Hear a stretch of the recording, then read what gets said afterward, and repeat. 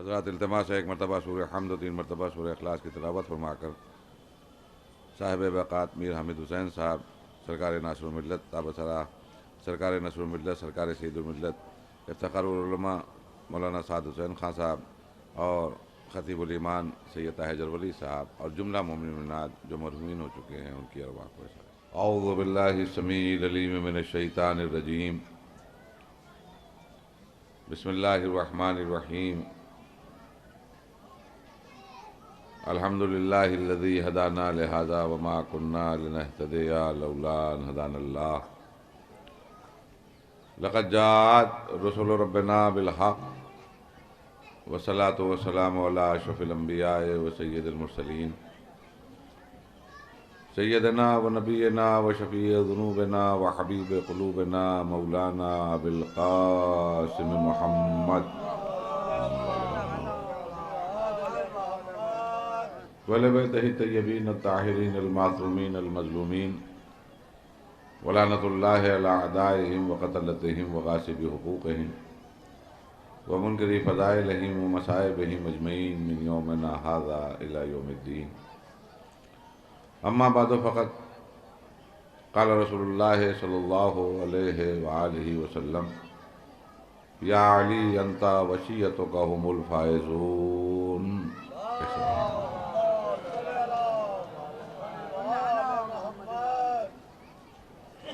سرکار ختمی مرتبت سید الاولین سید الآخرین باعث لولا کلمہ خلق الافلاق فخر موجودات سرور کائنات حضرت احمد مجتبیٰ محمد مصطفیٰ صلی اللہ علیہ وآلہ وسلم کی ایک مشہور حدیث کو سرنامہ سخن کے طور پہ آپ کے سامنے عرض کیا اور اس مختصر سے وقت کے لیے اسی کو عنوان گفتگو قرار دیا، جس میں سرکار نے ایک عجیب بات فرمائی، یا علی انت وشیعتک ہم الفائزون، اے علی آپ کامیاب ہوئے اور آپ کا شیعہ کامیاب ہوا۔ پہلی مجلس ہے اور زیادہ مجمع بھی پنڈال میں نہیں ہے، لیکن جتنے لوگ بیٹھے ہیں ایک بات کا تو اندازہ ہے کہ یہ صرف مجلس سننے کے لیے آئے ہیں، تو زیادہ دیر مجھے عرض نہیں کرنا ہے، فقط چند باتوں کے اوپر گفتگو کرتے ہوئے، اس لیے بڑا وسیع موضوع ہے اور بہت دیر تک گفتگو ہو سکتی ہے اس موضوع کے اوپر، لیکن مجھے زیادہ وقت نہ لیتے ہوئے چند باتیں کہنا ہے، وہ یہ کہ یا علی انتا وشیعتک ہم الفائزون، اے علی آپ کامیاب ہوئے اور آپ کا شیعہ کامیاب ہوا، آپ کامیاب ہوئے اور آپ کا شیعہ کامیاب ہوا۔ دیکھیے غور کیجیے گا، یہ ارشاد گرامی سرکار ختمی مرتبت کا ہے، نہ یہ کسی مولوی صاحب کا ہے، نہ یہ کسی خطیب کا ہے، نہ یہ کسی ذاکر کا ہے، نہ کسی عالم دین کا ہے، نہ کسی مرجع وقت کا ہے، نہ کسی محدث کا ہے، نہ کسی راوی کا ہے، نہ کسی صحابی کا ہے، یہ سرکار کا فرمانا ہے۔ سرکار وہی فرمائیں گے جو وحی کا نزول ہوگا، سرکار وہی فرمائیں گے جو وحی کا نزول ہوگا۔ انہوں نے ایک بات کہی کہ آپ کامیاب اور آپ کا شیعہ کامیاب۔ دیکھیے میں نے باتوں باتوں میں بہت سی بات کہہ دی، ہو سکتا ہے آپ توجہ نہ دے پائے۔ اب 73 فرقے ہو جائیں، 7300 فرقے ہو جائیں، 73,000 فرقے ہو جائیں، 73 لاکھ فرقے ہو جائیں، 73 کروڑ فرقے ہو جائیں، جو سرکار نے فرمایا ہے اس پہ مسلمان غور کریں۔ کامیاب وہی ہوگا جو علی کا شیعہ ہوگا۔ ایک درود بھیج دیے محمد وآل محمد۔ کامیاب وہی ہوگا جو علی کا شیعہ ہوگا۔ اب یہاں پر بہت سے مسئلے ہیں، وہ یہ کہ ایک عجیب بات میں نے آپ کے سامنے کہی کہ ایک عجیب و غریب حدیث ملتی ہے۔ عجیب و غریب اس لیے میں کہہ رہا ہوں کہ یہ سرکار کا فرمان ہے کہ تم کامیاب، تمہارا شیعہ کامیاب۔ سرکار کی زندگی کو دیکھیے، نبی کریم کی زندگی کو دیکھیے، نبی کریم کی سیرت کو دیکھیے، وہ 23 سالہ تبلیغی خدمات کو دیکھیے، تو اس میں اس کا لب لباب جو 23 برس کی تبلیغی زندگی ہے، اس کا لب لباب یہ ہے، ایک جملے میں اگر وضاحت کی جائے جو تبلیغ کی ہے آپ نے وہ کیا ہے، تو کل ملا کر اسی پر فوکس کیا اسلام نے، اسی کو ایک نقطے پر گفتگو ہوئی، وہ یہ کہ ایک بنو اور نیک بنو۔ دیکھیے غور کیجئے گا، میں نے کہا کہ زیادہ وقت نہیں ہے میرے پاس، لیکن اگر آپ توجہ دے سکیں تو شاید ایک بات منزل تک بات پہنچ جائے، وہ یہ کہ ایک بنو اور نیک بنو۔ کل ملا کر اسلام ایک بننے کا نام ہے، کل ملا کر اسلام نیک بننے کا نام ہے۔ اسلام اختلاف کو مٹانے کے لیے آیا، اسلام فسادات کو ختم کرنے کے لیے آیا، آپسی جھگڑوں کو ختم کرنے کے لیے آیا، علاقائی جھگڑوں کو ختم کرنے کے لیے آیا، ملکی جھگڑوں کو ختم کرنے کے لیے آیا، نسلی جھگڑوں کو ختم کرنے کے لیے آیا۔ اسلام میں کل ملا کر اگر تبلیغ کو دیکھیے تو سرکار ختمی مرتبت کی مختصر سی زندگی کو دیکھیے جو 23 برس پر ہے، اس میں آپ کو ایک چیز جو سامنے نظر آئے گی وہ یہ کہ تم کسی قبیلے کے ہو، تمہارا سردار کوئی بھی ہو، تم کہیں کے رہنے والے ہو، تم اگر اسلام لانا چاہتے ہو تو ایک شرط ہے۔ یا رسول اللہ کیا شرط ہے؟ کہ اگر مسلمان ہونا چاہتے ہو تو آج کے بعد سے تو نہ تمہارا کوئی قبیلہ ہے، نہ آج کے بعد سے تمہارا کوئی سردار ہے۔ آج کے بعد ایک قبیلہ ہے جس کا نام ہے اسلام، آج کے بعد سردار وہی ہے جو تمہارا خالق ہے۔ آج کے بعد سے تمہارا کوئی سردار نہیں ہوگا۔ تم کہاں کے رہنے والے ہو؟ کہ میں عرب کا ہوں۔ تم کہاں کے رہنے والے ہو؟ میں عجم کا رہنے والا ہوں۔ تم کہاں کے رہنے والے ہو؟ میں حبش کا رہنے والا ہوں۔ مسلمان ہونا چاہتے ہو؟ ہاں مسلمان ہونا چاہتے ہیں، لیکن اسلام لانے کے لیے ایک شرط ہے۔ کیا شرط ہے؟ آج کے بعد سے نہ تم عربی ہو، آج کے بعد سے نہ تم عجمی ہو، آج کے بعد سے نہ تم حبشی ہو، تم دائرہ اسلام میں آ رہے ہو، اسلام کے شہر میں آ رہے ہو۔ آج کے بعد تمہارا کل ملا کر کوئی شہر ہے تو وہ اسلام ہے، کوئی ملک ہے تو وہ اسلام ہے، کوئی دین ہے تو وہ تمہارا اسلام ہے۔ آج کے بعد سے تو رسول اللہ نے زندگی میں، نجی زندگی میں تبلیغ کے ذریعے جو سب سے زیادہ چیزوں پر زور دیا وہ یہ کہ ایک بنو، جھگڑے ختم کرو، اختلافات ختم کرو، علاقائی جھگڑے، زبان کے جھگڑے، لسانی جھگڑے یا نسلوں کے جھگڑے، تمام چیزوں کو دھیرے دھیرے رسول اللہ نے 23 برس کی زندگی میں ختم کیا۔ یہی وجہ ہے، اگر آپ غور کریں تو عرب کو اپنی نسل کے اوپر بڑا غرور و گھمنڈ تھا، اپنی ذات کے اوپر، اپنی نسل کے اوپر، اپنے خاندانوں کے اوپر، اس لیے کہ پورے شجروں کو جاننے والے تھے۔ کس کا بیٹا، کس کا بیٹا، کس کا بیٹا، کس کا بیٹا، کس کا بیٹا، ہمارے دادا وہ، ہمارے پردادا وہ، ہمارے سکر دادا وہ۔ اکثر وہ جب گفتگو کرتے تھے، بیٹھتے تھے تو اسی پر گفتگو ہوتی تھی، میں اس کا پوتا ہوں، میں اس کا پر پوتا ہوں، میں اس کا اس بہادر کا سکڑ پوتا ہوں۔ یہی وجہ ہے کہ ایک بار جناب سلمان سے مخاطب ہو کر بڑے حقارت کے ساتھ کہا، سلمان تم کون ہو؟ تو فوراً رسول اللہ نے جواب دیا ہے، سلمان کے بارے میں نہ پوچھنا، السلمان منا اہل البیت، سلمان ہم اہل بیت میں سے ہے، سلمان کی بات نہ کرو۔ تو یہ ان لوگوں کو اس کا فخر تھا کہ ہم نحنو عرب، نحنو ہم عرب ہیں، ہمارا کوئی مقابل نہیں ہے۔ تو عربوں کی ایک ٹینڈنسی تھی، ایک سائیکولوجی تھی، ایک فطرت تھی، وہ یہ کہ دو علاقوں سے ان کو بڑی شدید نفرت تھی اور کبھی برداشت نہیں کرتے تھے ان دو علاقوں کے لوگوں کو۔ ایک عجمی جو آج ایران ہے، اس علاقے کے لوگوں کو جیسے ہم لوگ اپنی زبان میں کہ سیٹتے نہیں تھے، برداشت نہیں کرتے تھے، قبول نہیں کرتے تھے ایرانیوں کو۔ اما اس کا نتیجہ آج تک نظر آ رہا ہے۔ 1400 سال گزر گئے ہیں، آج بھی ایران کو عرب جو ہے وہ عجم ہی کہتا ہے، آج بھی برداشت نہیں ہے۔ لاکھ ایران کوشش کر رہا ہے، کبھی فلسطین کی مدد کر رہا ہے، کبھی لبنان میں مدد کر رہا ہے، کبھی برادرہوڈ کی مدد کر دی، محمد مرسی کی پارٹی کو کھڑا کر دیا، لاکھوں پیسہ خرچ ہوا، کروڑوں روپے خرچ ہوئے، امنیشن کا کسی کے ذریعے مدد کی، پیسے سے مدد کی، ہر طرح سے مدد کی، لیکن آج بھی عرب جو ہے وہ ایران کو قبول کرنے کو برداشت نہیں۔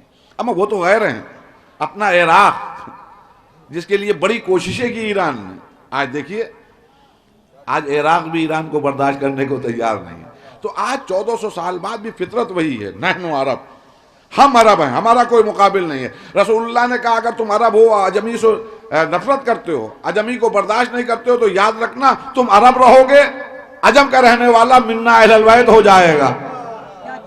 دیکھیے توجہ دیے گا، آپ توجہ دیے، یہ کہ عرب کا رہنے والا اپنے آپ پر فخر کر رہا ہے۔ رسول اللہ نے فرمایا کہ سنو، یہ سلمان جو ہے یہ کوئی اور نہیں ہے بلکہ ہم اہل بیت میں۔ تو عجم کے رہنے والے کو اتنا قریب کر دیا کہ کہہ دیا ہم اہل بیت میں سے۔ ادھر حبش کا رہنے والا، اس کے لیے حبش کے رہنے والوں سے تو تصور بھی نہیں تھا برابری کا عربوں کو۔ یہ چھوٹے لوگ ہیں، یہ افریقہ کے رہنے والے، یہ کالے لوگ، یہ بہت چھوٹے لوگ ہیں۔ یہ چاہے وہاں کے راجہ کیوں نہ ہو، چاہے وہاں کے پرنس کیوں نہ ہو، چاہے وہاں کی پرنسس کیوں نہ ہو، ان کی کل ملا کر ہمارے عرب میں یہ ویلو ہے کہ کوئی بھی عرب کا مرد آئے گا حبش کا تو اس کی زیادہ زیادہ ویلو ہوگی کہ وہ ہمارا غلام کہلائے گا. عورتوں میں سے یہاں سے کوئی چلا آئے گا تو اس کی زیادہ سے زیادہ بساط یہ ہے کہ وہ ایک کنیز کہلائے، وہ وہاں کچھ بھی ہو. ہم عربوں کے سامنے ان کی کل ملا کے ویلو یہ ہے کہ یہ چھوٹے لوگ ہیں، یہ غریب لوگ ہیں. ان کی کل ملا کر اہمیت یہ ہے کہ اگر یہ مردوں میں آئیں گے عرب میں تو یہ غلام کہلائیں گے، عورتوں میں کوئی آئے گی تو وہ کنیز کہلائے گی. یہ یسمین ہے. بس مختصر یہ کہہ دوں کہ یہ یسمین ہے. ہم عرب ہیں، ہم حبش کے رہنے والے سے کہیں کھڑے ہو جاؤ تو جیسے ہی یہ ہماری آواز سنے چپ چاپ کھڑے ہو جائیں. اس کے بعد میں ہم کہیں بیٹھو تو یہ پٹ سے بیٹھ جائیں، ہم کہیں چلو تو یہ چلنے لگیں، ہم کہیں رکو تو یہ رک رہے ہیں، ہم کہیں بولو تو یہ بولنے لگیں، ہم کہیں ادھر دیکھو تو ادھر دیکھنے لگیں، ہم کہیں ادھر دیکھو تو وہ ادھر دیکھنے لگے. یہ ہمارے تابع و فرما بردار، ہم ان کے آقا، ہم ان کے مالک، ہم ان کو حکم دیں، ہم ان کو آرڈر دیں، یہ یسمین ہو کے رہیں. جی سرکار، جی سرکار. آنکھیں ہوں لیکن مرضی ہماری ہو، کان ہوں لیکن مرضی ہماری ہو، پاؤں ان کے ہوں لیکن مرضی ہماری ہو، ہاتھ ان کے ہوں لیکن مرضی ہماری ہو. یہ ہیں انسان ہیں لیکن جو ہم کہتے جائیں گے وہ عمل کرتے جائیں گے.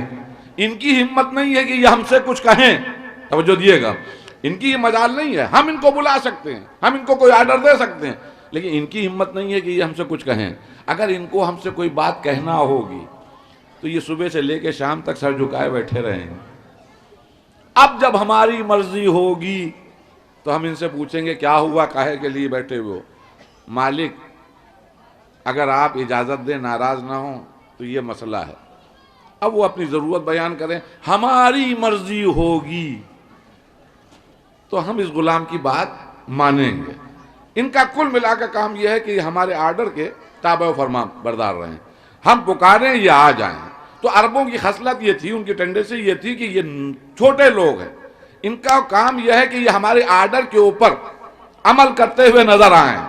اب جب اسلام آیا تو اسلام نے ایک بنو کا جو نعرہ دیا تھا تو وہی اس کا عملی ثبوت پیش کیا کہ جیسے ہی مسجد تیار ہوئی، اب جب مؤذن کی مسئلہ آیا، گلدستہ اذان پہ کسی کے جانے کا مسئلہ آیا تو آج جانے والا کوئی اور نہیں تھا بلکہ حبش کا رہنے والا ایک غلام تھا جو آواز دے رہا تھا حی علی الصلاۃ. ایک درود بھیج دیے محمد وآل محمد. دیکھیے یہ صبح کا وقت ہے اور ہو سکتا ہے کہ آپ توجہ نہیں دے رہے ہوں، لیکن اگر غور کریں کہ عربوں کے لیے یہ بہت بڑا عذاب، مطلب یہ تصور میں بھی نہیں تھا، ان کی گھٹیوں میں بھی نہیں تھا کہ کوئی غلام آواز دے گا، کوئی غلام کہے گا آؤ بھئی حی علی الصلاۃ کا مطلب کیا ہے؟ نماز کے لیے آؤ آؤ. اب ایک غلام بیچارہ آواز دے رہا ہے اور بڑے بڑے آقا دوڑتے ہوئے مسجد میں جا رہے ہیں، اس لیے کہ آج ان کو معلوم ہے کہ اب تک ہم ان کو آواز دیتے تھے، اگر یہ آواز پہ لبیک نہیں کہتے تو ہم مارتے تھے. آج جس کی نسبت کی بنیاد پر یہ آواز دے رہا ہے اگر ہم نہ پہنچے تو وہ مارے گا، آج وہ مارے گا. تو اب یہ بھاگتے ہوئے مسجد میں جا رہے ہیں. اب حبشی آواز دے رہا، آؤ آؤ آؤ. میں کیا عرض کر رہا ہوں عزیزان، آؤ. آقاؤں کو آواز دے رہا ہے جس نے آج تک جسارت نہ کی ہو بولنے کی، جس کی ہمت نہ ہوئی ہو، جرت نہ ہوئی ہو کہ وہ کچھ کہہ سکے بغیر مرضی کے، وہ آج گلدستہ اذان پہ کھڑا ہوا کہہ رہا آؤ. اور یہ سب بڑے بڑے آقا سر جھکائے ہوئے چلے جا رہے ہیں. تو معلوم ہوا اسلام مساوات کا نام، اسلام ایک بننے کا نام ہے، اختلاف ختم کرنے کا نام ہے. مغرب سے ایک آواز آئی لا الہ الا اللہ تو مشرق میں ہو، اس بات کی پرواہ نہ کرنا کہ وہ کون سی نسل کا ہے، وہ کہاں کا رہنے والا ہے.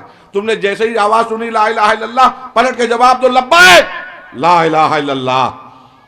شمال سے کوئی آواز آ رہی ہے محمد رسول اللہ، تم پلٹ کے اگر جنوب میں ہو تو جواب دو محمد رسول اللہ.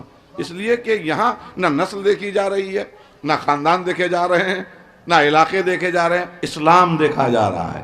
تو جس اسلام نے بلکہ ایک جملہ عرض کروں، یہ تو آپ کی تبلیغی زندگی ہے. اگر واجبات میں بھی دیکھیے تو انیکتا میں ایکتا اللہ نے پسند کی ہے. اگر واجبات میں بھی دیکھیے، بھئی نماز پڑھنے کے لیے کھڑے ہوئے، مول صاحب تشریف فرمائے، نماز پڑھنے کے لیے کھڑے ہوئے، جیسے ہی نماز کے لیے ابھی مصلی پر کھڑے ہوئے تھے کہ کسی بزرگ کی آواز آئی. میں بڑا اچھا کیا کہ اول وقت نماز کے لیے کھڑے ہو گئے، لیکن میاں کیا اچھا ہوتا کہ یہی نماز تم مسجد میں جا کر پڑھتے. کیوں چچا میاں؟ مسجد میں نماز پڑھو گے تو ثواب میں اضافہ ہوگا، اجر بڑھے گا. اچھا اضافہ کس کو نہیں چاہیے ہوتا ہے؟ کون نہیں چاہتا ہے کہ ثواب میں اضافہ ہو؟ جلدی سے مصلی لپیٹا بھاگتے ہوئے مسجد میں پہنچے. ابھی نماز کے لیے جیسے نیت کرنے جا رہے تھے کسی بزرگ کی آواز آئی، بڑا اچھا کیا گھر سے نکل کے مسجد تک آ گئے. میاں 2 منٹ اور رک جاؤ. خیریت چچا؟ کہنے وہ پیش امام صاحب آ جائیں، باجماعت پڑھ لو، ثواب اور بڑھ جائے گا. اما اسلام بیوقوفوں کا مذہب نہیں ہے، اسلام احمقوں کا مذہب نہیں ہے، اسلام عقل و خرد رکھنے والوں کا مذہب ہے. بھائی گھر میں ثواب کیا نہیں تھا؟ کہا تھا. مسجد میں بڑھ کیوں گیا؟ کہ وہاں کچھ اور پڑھنا ہے، کچھ اور سورے پڑھیں گے. 2 کی جگہ 3 سجدے ہوں گے، 1 کی جگہ 2 رکوع ہوں گے. میں کیا عرض کر رہا ہوں؟ باجماعت اور ثواب میں اضافہ ہو گیا. باجماعت کیا مولوی صاحب کچھ اور آ کے اسپیشل پڑھیں گے؟ کہ نہیں، پڑھیں گے وہی جو آپ گھر میں پڑھتے. ثواب میں اضافہ کیوں ہوا؟ کہ جب گھر میں تھے تو کسی مرد مسلمان سے ملاقات کی امید نہیں تھی. گھر سے نکل کر مسجد تک آئے تو کچھ مسلمانوں سے ملاقات ہوئی، الگ سلیک. جب باجماعت کھڑے ہو گئے تو ایک ساتھ تکبیر ہو رہی ہے، ایک ساتھ رکوع ہو رہا ہے، ایک طرح ساتھ سجود ہو رہے ہیں. اب اس طرح کی عبادت میں ثواب میں اضافہ ہو گیا. یعنی ایک بنو. ایک درود بھیج دیجیے محمد وآل محمد.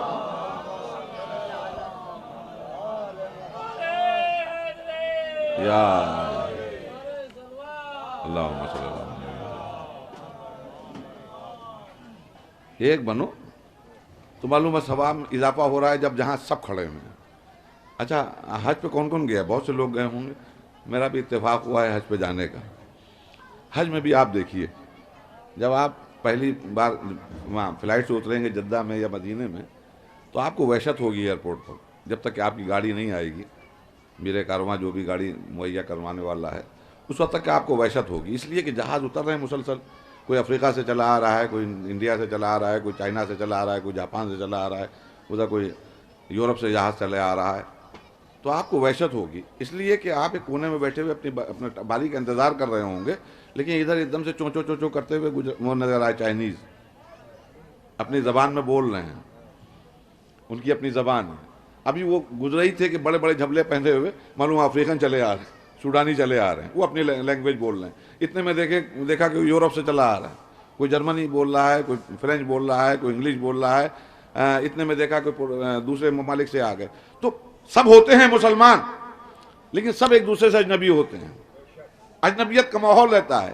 لیکن جہاں پر آپ نے جس منزل کو میقات بنایا، جہاں سے آپ نے احرام پہنا، جہاں سے 2 رکعت نماز پڑھی، اب ہر آدمی جہاں سے احرام باندھتا ہے، جس جگہ کو میقات بناتا ہے، جہاں سے وہ احرام باندھنے کے بعد 2 رکعت نماز پڑھنے کے بعد جیسے ہی وہ کہتا ہے لبیک اللہم لبیک لا شریک لک لبیک ان الحمد والنعمت لک والملک لا شریک لک، جیسے ہی یہ کلمات کہتا ہے تو ایک ساتھ سب لوگ جواب دیتے ہیں لبیک اللہم لبیک. اب چائنی بھی کہہ رہا ہے لبیک لبیک، ہندوستانی بھی کہہ رہا ہے لبیک اللہم لبیک، افریقی بھی کہہ رہا ہے لبیک اللہم لبیک، انگلش بھی آواز دے رہا ہے لبیک اللہم. اب جو امتیازات عجیب اجنبیت لگ رہی تھی وہ امتیازات ختم ہو گئے. اب تمام مختلف زبانوں والے وہی بول رہے ہیں جو اللہ بلوا رہا ہے.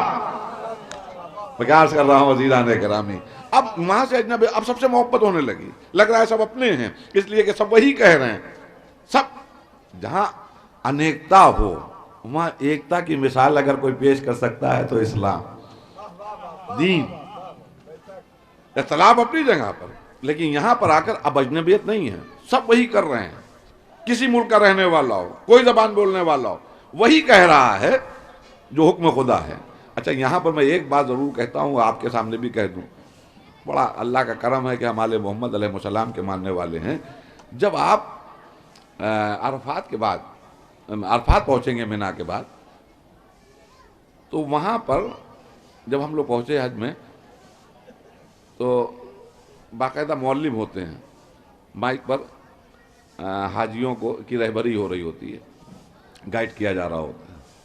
تو وہاں پر مائک کے ذریعے اعلانات ہو رہے تھے مختلف طرف خیموں میں جا کر کہ تمام حجاج کرام سے گزارش ہے کہ ظہر اور عصر کی نماز عرفات کے میدان میں ملا کے پڑھی جائے گی۔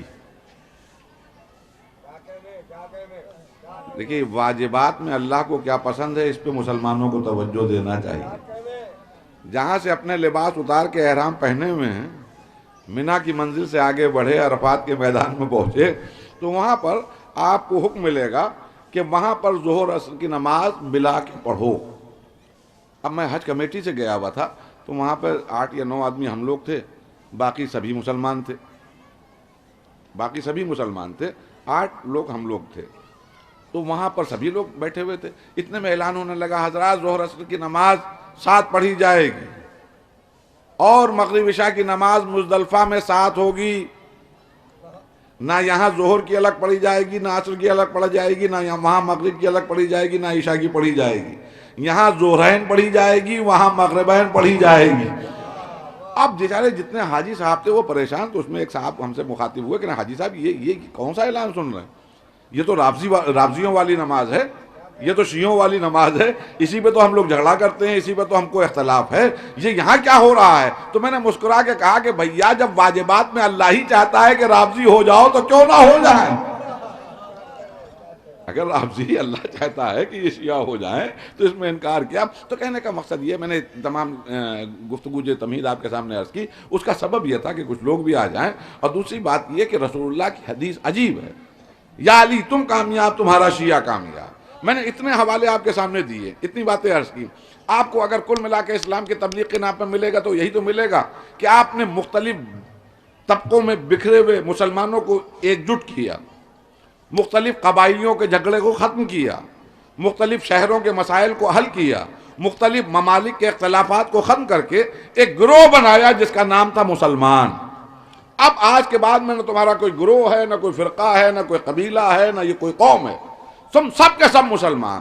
جس رسول نے کانٹے کے اوپر چلنے کے بعد، پتھر پھینکے جانے کے باوجود، مصائب کی آماجگاہ بننے کے باوجود یہ پیغام لوگوں تک پہنچایا کہ جھگڑے ختم ہوں، اختلاف ختم ہوں، فساد ختم ہوں، لڑائیاں ختم ہوں، ایک بن جاؤ۔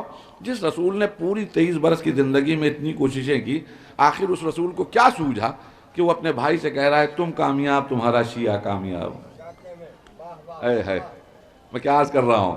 جس نبی نے اسلام کے اوپر اتنا زور دے کے سب کو ایک پلیٹ فارم پہ جمع کیا، آخر اس کو کیا سوجھی کہ وہ کہہ رہا ہے تم کامیاب تمہارا شیعہ کامیاب۔ کیا عرض کر رہا ہوں؟ پھر توجہ دیئے گا۔ جس رسول نے بکھرے ہوئے لوگوں کو ایک جگہ جمع کیا ہو، ایک گروہ بنایا ہو، اس کو کیا سوجھا کہ اس نے کہا تم کامیاب تمہارا شیعہ کامیاب۔ یا رسول اللہ آپ نے اتنی مصیبتیں اٹھائی ہیں، اتنی پریشانیاں اٹھائی ہیں، مصائب کی آماجگاہ بنے ہیں، پتھر مارے گئے ہیں، کوڑا پھینکا گیا ہے، کانٹے بچھائے گئے ہیں، آپ نے ایک مشن پہ پرواہ نہیں کی، تمام مصیبتیں اٹھاتے رہے کہ ایک بن جائیں، جھگڑے ختم ہو جائیں، ایک گروہ ہو، ایک گروہ۔ تو آپ جاتے جاتے کئی گروہ کر کے جا رہے ہیں۔ آپ کہہ دیتے یا علی تم کامیاب مسلمان کامیاب، یہ کیا کہنا کہ یا علی تم کامیاب تمہارا شیعہ کامیاب؟ یہ شیعہ سنی کیوں کر رہے ہیں؟ تو شاید رسول اللہ جواب دیں گے نادان، شیعہ سنی کا مسئلہ نہیں ہے، بلکہ میں بتانا چاہتا ہوں کہ میرے وصال کے بعد کامیاب وہی ہوگا جو علی کو فالو کرے گا، اور جو علی کو فالو کرے گا وہی علی کا شیعہ کہلائے گا، اور جو علی کا شیعہ ہوگا وہ وہاں کامیاب ہوگا۔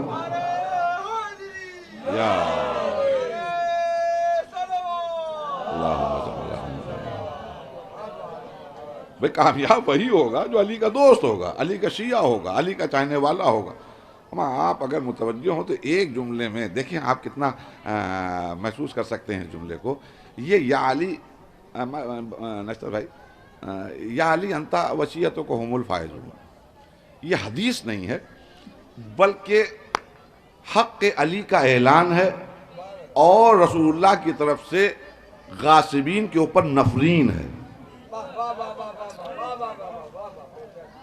یہ سقیفہ کی مخالفت کا نام ہے، اس لیے کہ رسول اللہ کہہ رہے ہیں کہ میرے فوراً بعد بلا فضل جس نے علی کو مانا وہی کامیاب ہوگا۔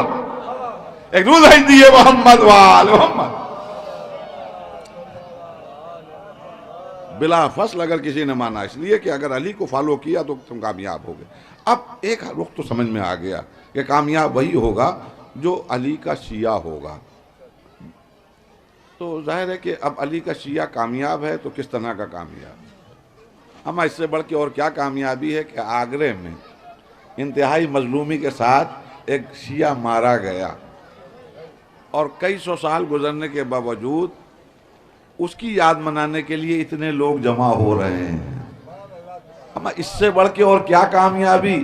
وہ مزاروں پہ کوئی پہنچ نہیں رہا ہے، وہ جن کے سامنے کچھ عرض کرنا سخت مشکل تھا، کوئی آواز تک آتی نہیں ان کے مزاروں سے، جن کے پاس حکومتیں تھیں وہاں سے کچھ آواز نہیں آ رہی ہے، ایک مظلوم ہے جس کے سامنے کچھ سوال کیا جا رہا ہے تو وہ پورا کرتا ہوا نظر آ رہا ہے۔ ایک دور بھیج محمد وآل محمد۔ ہاں، یہ وہ بارگاہ ہے، یہ وہ شہید کی بارگاہ ہے کہ جہاں آپ اپنے گزارشات کو، اپنے معروضات کو، اپنی ضرورتوں کو اگر پیش کریں، یہ مذاق نہیں ہے، بڑا بزرگ ہے یہ شہید۔ واقعی ایک بات یاد رکھیے گا، ایک جملہ کہہ رہا ہوں، زندگی میں جس نے آل محمد علیہ السلام کے لیے اپنی زندگی کو وقف کر دیا، وہ صبح قیامت تک زندہ رہتا ہے۔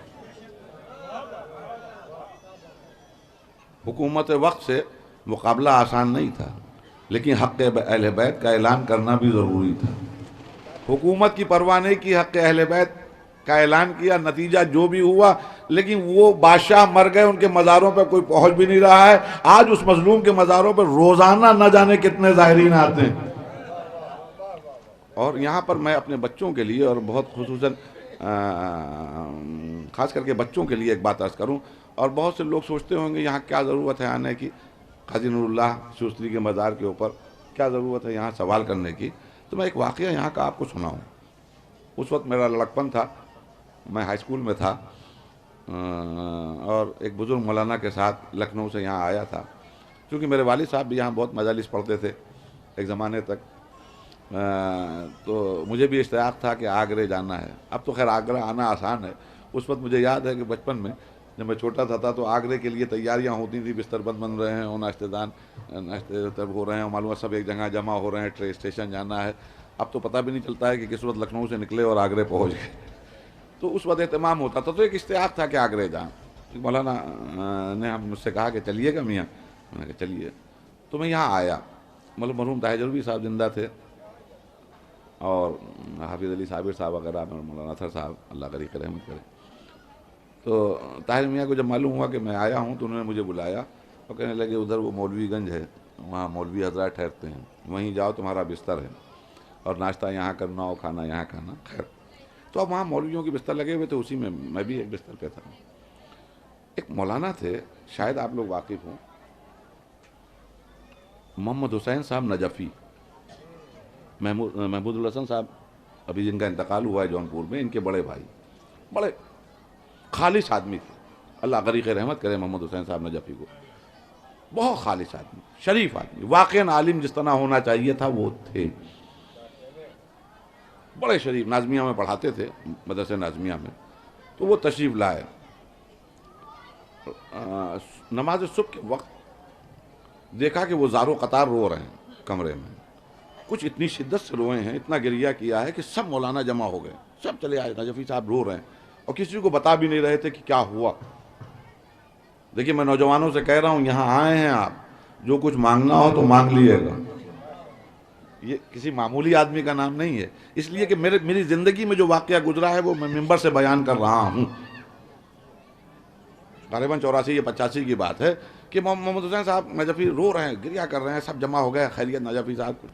جب گریہ سے تھوڑا افاقہ ہوا، بڑی ہچکیاں بن گئی تھیں بیچارے کی، تو پوچھا گیا کیا ہوا، آخر کیوں اتنی شدت سے رو رہے ہیں؟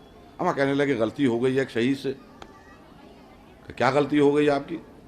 کہا رات میں جب میں آیا تو تھکا ہوا تھا، میرے ساتھ فلاں ساتھ تھے، تو انہوں نے کہا آئیے چلیے شہید کی فاتحہ پڑھ دیا جائے۔ اما کہنے لگے بیٹھو، وہ بھی مولانا تھے میں بھی مولانا، وہ بھی عالم تھے میں بھی عالم، بس یہ ہے ٹھیک ہے شہید ہو گئے، یہیں سے فاتحہ پڑھ لو، اب صبح جا کر قبر پر جائیں گے۔ کہا میں سو گیا، جب صبح نمودار ہوئی، بلکہ صبح کاذب جیسا کہا جائے، میں نے خواب میں دیکھا، خواب میں یہ دیکھا کہ میں ایک راستے سے جا رہا ہوں، سامنے سے مولائے متقیان غالب کل غالب حضرت علی ابن ابی طالب علیہ الصلوۃ والسلام تشریف لا رہے ہیں۔ اب جو میں نے دیکھا مولا تشریف لا رہے ہیں تو مولا پک کے پہنچا، مولا کو سلام کیا، مولا نے سلام کا جواب دیا اور کہا آؤ میرے ساتھ۔ اب میں ان کے پیچھے پیچھے چلنے لگا تو میں بہت خوش ہو رہا ہوں کہ ہر آدمی مجھے دیکھ لے کہ آج میں مولا کے ساتھ ساتھ چل رہا ہوں۔ کہا مولا چلے جا رہے ہیں، میں بھی ان کے پیچھے پیچھے۔ اتنے میں ایک سڑک کے کنارے ایک سفید پوش شخصیت کھڑی ہوئی، اس نے جھک کے مولا کو سلام کیا۔ یہ میں وہی بات بیان کر رہا ہوں جو میں نے سنی تھی، مجھے آج بھی یاد ہے اور اچھی طرح یاد ہے۔ اس وقت ہو سکتا ہے کوئی مولانا ہو تو اس نے یہ بات سنے گا یا اس کو سنائیں گے تو تائید کرے گا کہ جیسے ہی اس بزرگ نے سلام کیا، مولائے متقیان نے سلام کا جواب دیا اور پھر مجھ سے مخاطب ہوئے کہ نجفی جانتے ہو یہ کون ہے؟ کہا مولا مجھے نہیں معلوم۔ کہا یہ نور اللہ ہے، یہ نور اللہ شوستری۔ سنو، اگر کسی وقت کوئی مجھ سے ضرورت ہو، اگر کوئی ضرورت مجھ سے ہو اور مجھ سے ملاقات نہ ہو تو اس کے پاس چلے جانا۔ کہ بس میری آنکھ کھل گئی۔ تو اس وقت سے میں توبہ کر رہا ہوں کہ شہید مجھے معاف کر دیجیے، مجھے معاف کر دیے۔ تو یہ واقعہ میں نے اس لیے عرض کیا ہے کہ یہ شہید راہ حق ہیں، یہ مظلوم تو ہیں، مجبور نہیں ہیں۔ ایک درود بھیج دیئے محمد وآل محمد۔ ابھی میں بھی بہت عرصے سے آ رہا ہوں مجالس کے لیے۔ اس بار تو مجھے مجلس نہیں پڑھنا تھی، میں آ گیا تھا زیارت کے لیے۔ یہی وجہ ہے کہ میرے پاس لباس بھی اس وقت نہیں ہے جو مجلسی ہونا چاہیے لباس۔ مختصراً یہ کہ بہت سے میریکلس ہیں، بہت سے کمالات ہیں اس بارگاہ کے۔ اکثر مولانا جب کوئی روایت میں مجھے ڈاؤٹ ہوتا تھا اور میں یہاں آتا تھا، میں کبھی بھی ادھر سے گزرتا ہوں تو آتا ضرور ہوں، تو شہید کے مزار پر مجلس پڑھتا تھا اور خاص کر کے مخاطب ہو کر کہتا تھا شہید میں یہ پڑھنے جا رہا ہوں، اگر غلط ہو تو میری اصلاح کر دیے۔ تو اکثر میں نے محسوس کیا ہے کہ جب اس روایت میں آئے اور ڈاؤٹ ہوئے تو کہیں نہ کہیں پریشانی ہوگی بولنے میں۔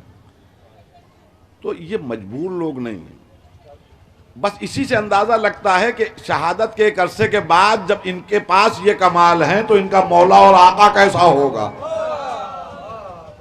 ان کے آقا کیسے ہوں گے، ان کے مولا کیسے ہوں گے۔ ہاں عزیزان گرامی، بس بات کو ختم کیا۔ مولوی صاحب بھی تشریف لے آئے ہیں، دوسری مجلس ہونے جا رہی ہے۔ مختصراً یہ ہے کہ جس نے دامن اہل بیت علیہ السلام کو تھام لیا، جو ان کا ہو گیا، وہ ہمیشہ ہمیشہ کے لیے کامیاب ہو گیا، ہمیشہ ہمیشہ کے لیے اس کی یادگار۔ اور اس کا دوسرا ثبوت کربلا کے میدان میں آپ کو ملے گا۔ اما جو لجام فرض پہ ہاتھ ڈال رہا ہو، جو آقا کا راستہ روک رہا ہو، بس آ کے جیسے ہی ان کی ڈیوڑی پہ جھکا، ہمیشہ کے لیے علیہ السلام ہو گیا، ہمیشہ کے لیے علیہ السلام ہو گیا۔ ہاں عزیزان گرامی، یہ کرم ہے اس گھرانے کا، آل محمد علیہ السلام کی یہ شرافت ہے کہ حر جیسے گناہگار کو بھی بخش دیا۔ ورنہ میں اکثر سوچتا ہوں تو سر دھلنے کا وقت ہوتا ہے کہ کمال ہے، کیا شرافت ہے اس گھرانے کی اور کیا کریمی ہے اس گھرانے کی کہ اوف نہیں۔ دیکھیے پڑھنا بڑا آسان ہے کہ آقا کی کریمی یہ ہے کہ آقا نے حر جیسے گناہگار کو بخش دیا۔ تھوڑی دیر سے سوچئے تب سمجھ میں آئے گا کہ حسین کی کیا عظمت ہے، کیا کریمی۔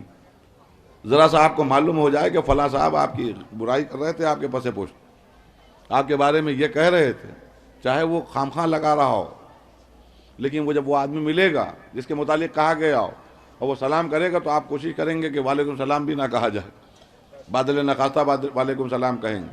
ملاقات اگر وہ کرنا بھی چاہے گا تو آپ بھاگیں گے، آپ کو فقط یہ پتہ چل جائے کہ یہ ہمارا مخالف ہے، ہمارا جس کی وجہ سے گود سینے پہ سونے والی بچی اللہ تش کی صدائیں بلند کر رہی ہو، جس نے اتنی جرت و ہمت کی ہو کہ لجام فرس پہ ہاتھ ڈال دیا ہو۔ کیا شرافت ہے امام حسین علیہ السلام۔ بس عزاداروں اسی سے سرا سکون ملتا ہے، جب حر جیسے گناہگار کو وہ بخش سکتے ہیں تو ان کی کریمی یہ ہے کہ اگر ان کا چاہنے والا کوئی غلطی کر کے ان کے حضور میں پہنچ جائے تو کیوں نہ معاف کرتے۔ روایت کہتی ہے کہ حر بے چینی کے عالم میں، بڑے اضطراب کے عالم میں ٹہل رہا ہے،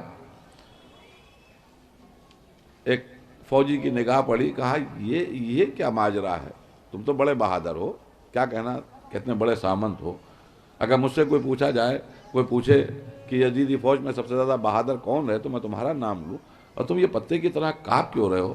کہا میں جنت اور جہنم کے درمیان اپنے آپ کو پا رہا ہوں۔ کیا فیصلہ کیا؟ کہا وہی جاؤں گا جہاں جنت ہے۔ کہا کب جاؤ گے؟ کہا صبح نمودار ہو جائے۔ اور صبح چلا۔ بس عزاداروں اس پہ توجہ دے دیجیے گا، 2 یا 3 منٹ کی زحمت۔ میں ایک جملہ آپ کے سامنے عرض کروں، کربلا بے حسوں کے لیے نہیں ہے، کربلا بے غیرتوں کے لیے نہیں ہے، کربلا صاحبان احساس کے لیے ہے، کربلا صاحبان اقدار کے لیے ہے، کربلا صاحبان عقل و خرد کے لیے ہے۔ اس لیے کہ حور جب چلا تو جا رہا ہے امام حسین کی بارگاہ میں، اپنے بیٹے سے کہنے لگا میرے لال ایک کام کرو، میرے ہاتھوں کو باندھ دو۔ کیا کیوں بابا؟ دیکھیے یہ آج ہمیں سمجھ میں نہیں آتا ہے کہ ہاتھ بندنا کیا ہے۔ عرب میں مرد میدان کے لیے موت تھی ہاتھوں کا بندنا۔ 2 چیزوں کو بڑا وہ سمجھا جاتا تھا، وہ یہ کہ اگر کوئی لجام پہ ہاتھ ڈال دے، اس کا مطلب ہوتا تھا کھلا چیلنج، آؤ لڑو۔ یعنی امام حسین جیسا صابر بھی اس بات کو گوارا نہیں کر پایا، اور یہ کیا حرکت ہے تیری ماں تیرے غم میں بیٹھے، یہ برداشت نہیں تھا۔ اور دوسرے ہاتھوں کا بنوانا، بہادر کی موت ہو جاتی تھی جس دن اس کے ہاتھ بن جائیں، جن ہاتھوں میں تلوار چلتی ہو وہ ہاتھ بن جائیں، یہ بہادر کی موت مانی جاتی تھی۔ لیکن حور نے کہا نہیں، آج کے بعد یہ حور مر رہا ہے، آج کے بعد یہ حور ختم ہو رہا ہے، ہاتھوں کو باندھو۔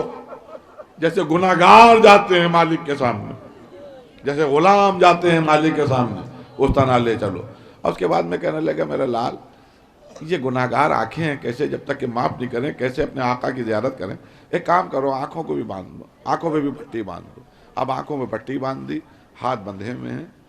میرے لال اب مجھے کچھ سجائی نہیں دے رہا ہے، دکھائی نہیں دے رہا ہے، ایک کام کرو بتاتے رہو کہ خیام حسینی اب کتنی دور رہ گئے، کتنی دوری ہم نے طے کر لی ہے۔ بچہ خبر دے رہا تھا بابا اب اتنی دور آ گئے، بابا اب اتنے دور آ گئے، اب خیام حسینی اتنے قریب ہیں۔ اتنے میں بیٹے نے کہا اللہ اکبر۔ تو عزاداروں حور کو کچھ سمجھ میں تو آ نہیں رہا تھا، نہ کچھ سجائی دے رہا تھا، لیکن جیسے ہی اللہ اکبر کی تکبیر سنی، میدان جنگ میں اللہ اکبر کی تکبیر کا مطلب ہے یا تو دشمن آ چکا ہے یا اب حملہ ہونے جا رہا ہے۔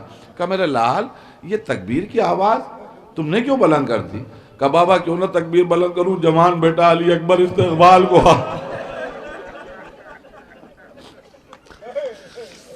جوان بیٹا علی اکبر استقبال کو آ رہا ہے۔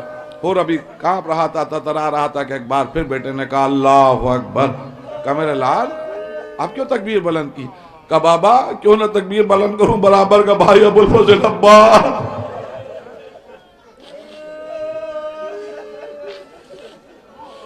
روایت کہتی ہے کہ ایک بات چیخ کے اس نے کہا اللہ اکبر۔ کہا میرے لال اتنی زور سے چیخنے کی کیا ضرورت؟ کہا بابا غضب ہو گیا۔ کہا کیا غضب ہو گیا؟ کہا آقا حسین بنفس نفیس تشریف لا رہے ہیں۔ عزاداروں یہ سننا تھا کہ حور نے اپنے آپ کو گھوڑے سے گرا دیا۔ بس میں نے مجلس کو تمام کیا، گرانے کے بعد سیدھا آقا حسین کے پائے اقدس کے اوپر جھکنے لگا، اور قدم آئے مبارک کی طرف جیسے جھکتے ہوئے اس نے ایک جملہ کہا حلی توبہ یا ابن رسول اللہ، اے فرزند رسول مجھ جیسے گناہگار کی توبہ قبول ہو سکتی ہے؟ کیا شرافت ہے آقا کی، کیا کرم ہے۔ روایت کہتی ہے اٹھایا اور کلیجے سے لگا لیا، آواز دی حور کیا بات کر رہا ہے؟ میں نے بھی معاف کیا، میرے خدا نے بھی معاف کیا۔ ایک بات کا تو اندازہ لگ گیا حور کے اس واقعے سے کہ جہاں سر جھکا کے جاؤ گے تو ہمیشہ کے لیے بلند کر دیے جاؤ گے۔ کہا حور میں نے بھی معاف کیا، میرے خدا نے بھی معاف کیا، آؤ۔ اب مختلف روایتیں ہیں، میں بس ایک روایت عرض کرتے ہوئے بات کو مکمل کروں۔ روایت کہتی ہے کہ جب چہرے پہ ندامت دیکھی معافی دینے کے بعد تو کہا حور کیوں پریشان ہے؟ میں معاف کر چکا، میرے خدا نے بھی تمہیں معاف کر دیا، اب کیوں پریشان؟ اچھا دھوپ میں آ تھوڑی دیر میرے ساتھ چھاؤں میں کھڑا ہو جا۔ ہاتھ پکڑا، چھاؤں میں لے گئے، سائے میں لے گئے، پھر بھی بے چین نظر آئے۔ کہا اب کیا بات ہے؟ کہا فرزند رسول جب دشمن کے لشکر میں تھا بہت دور، تب تو ان چھوٹے چھوٹے بچوں کی اللہ تعالیٰ کی آواز سن کے بے چین ہو رہا تھا، اب تو ایک دم قریب آ گیا ہوں، اب یہ چھوٹے چھوٹے بچوں کا بلکنا گوارا نہیں ہے، اب یہ صدائیں میں برداشت نہیں کر پا رہا ہوں، فرزند رسول مجھے مرنے کی اجازت دیجئے۔ جزاکم اللہ۔ میں مسائب نہیں عرض کر رہا ہوں، فقط ایک جملہ مظلومی حسین کے نام، 1 منٹ یا 1.5 منٹ کی زحمت۔ لکھا یہ ہے کہ جب بہت اصرار کیا تو اجازت ملی، جب اجازت مل گئی تو جوان بیٹے کو بھیجا. کیا معلوم حسین پہ کربلا میں کیا گزر گئی. یا آقا حسین بہتر جانے، یا آقا حسین کا خدا بہتر جانے. لیکن کچھ واقعات سے اندازہ لگتا ہے کہ حسین پہ کیا گزر رہی ہوگی. جب جوان بیٹا لڑنے کے لیے گیا ہے تو روایت کہتی ہے بڑے بے چینی کے عالم میں ٹہل رہا ہے، اپنے بیٹے کی جنگ دیکھ رہا ہے. اتنے میں جب گھوڑے سے زخمی ہو کے گرا اور اس نے آقا کو سلام کیا اور آواز دی بابا میری مدد کو آئیے، تو اب حر کی کچھ سمجھ میں نہیں آیا. روایت کہتی ہے فوراً گھوڑے پر سوار ہوا. دیکھیے صاحبان اولاد تشریف فرمائے، اگر بچہ زخمی ہو جائے اور مدد کے لیے پکارے تو باپ کیا کرے گا؟ اما بدن میں جتنی قوت تھی اس کو بروئے کار لایا. میدان شہ سوار تھا، بہترین گھڑ سوار تھا، تیزی سے گھوڑے کو دوڑایا. لیکن روایت کہتی ہے مقتل میں جیسے ہی اپنے بیٹے کے لاشے پہ پہنچا اپنا غم بھول گیا. اس کا سبب یہ تھا کہ اس سے پہلے آقا حسین جو ہمارا آقا 3 روز کا بھوکا پیاسا تھا اس سے پہلے پہنچ چکے تھے. آقا کے زانوں میں بیٹے کا سر دیکھا تو چونک کے گیا، کہنے لگا آقا آپ نے کیوں زحمت کی؟ ارے میں موجود تھا اپنے بیٹے کی میت اٹھانے کے لیے، بس مظلومی حسین کے لیے آخری جملہ یہ سننا تھا کہ اس مصیبت کے وقت حسین نے جھکا ہوا سر اٹھایا، بڑی حسرت سے باپ کو دیکھا اور ایک جملہ کا اور کیا بات کرتا ہے. کیا دستور دنیا یہی ہے کہ بوڑھا باپ جوان بیٹے کی میت اٹھائے؟ اللہ اکبر. صبح عاشور جو حسین یہ جملے کہہ رہا ہے، ہائے اصل عاشور جوان علی اکبر کا لاشا حسین کی ضعیفی. ایک آواز آئی بنی ہاشم کے بچوں آؤ آؤ حسین کا سہارا بنو. ارے کوئی نہیں ہے جو جوان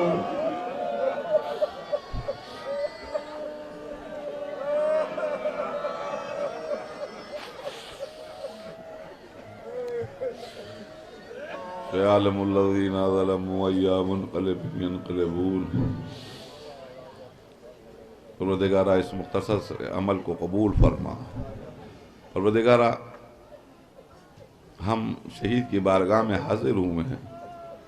ضروری نہیں ہے کہ ہر وقت بڑے اخلاص کے ساتھ ہم شہید سے رجوع ہوں، اپنی حاجتوں کو اپنی ضرورتوں کو ان کے ذریعے قبول کروائیں. بر الہ اس مجلس حسین کا واسطہ کہ شہید ہماری گزارشات کو ہمارے معروضات کو قبول فرمائے. اور ایک گزارش یہ بھی ہے پروردگارہ جب تک کہ جئیں محمد اور آل محمد علیہ السلام کی ڈیہڑیوں سے وابستہ رہے کر. اب خدا کرے کچھ ایسا ہو کہ جب جسم سے آخری سانس نکل رہی ہو تو لب پہ یا حسین ہو یا علی ہو. ربنا تقبل منا انک انت